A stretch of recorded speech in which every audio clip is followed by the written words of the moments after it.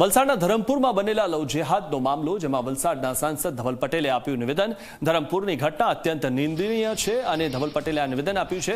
સગીરાને ઘરે લાવવા પોલીસ સાથે મળી કામ કરી રહી છે અને યુવકે જે કામ કર્યું છે તેને કડકમાં કડક સજા થાય તેવું નિવેદન પણ ધવલ પટેલે આપ્યું છે।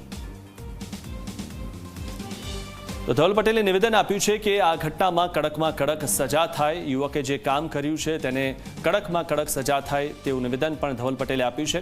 ત્યારે સગીરાને ઘરે લાવવા પોલીસ સાથે મળીને કામ કરી રહી છે તેવું પણ તેમણે કીધું। ત્યારે ધરમપુરની ઘટના અત્યંત નિંદનીય છે તેવું નિવેદન પણ ધવલ પટેલે આપ્યું છે।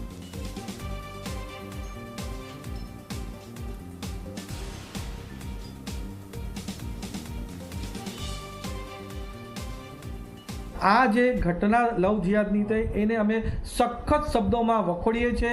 અમારા સમાજ, આદિવાસી સમાજ હોય તો કોઈ પણ સમાજ હોય, ફોર્સફુલ અને કાવતરાપૂર્વક આવું આયોજન રીતે અમારી કોઈ પણ યુવતીઓને આ રીતનો દુષ્પ્રચાર કરશે કે એમની પર દુષ્કર્મ કરે કે પછી આવો લવ જિહાદની ઘટના બને એને અમે સખત શબ્દોમાં વખોડીએ છીએ। સાથે સાથે અમારી પોલીસની ટીમ અને સરકારી ટીમ આ દાખલારૂપ થાય અને કડકથી કડક સજાને જલ્દીથી જલ્દી સજા મળે એના માટે પૂરી જોગવાઈ અને પૂરા પ્રયાસ કરવાના છે।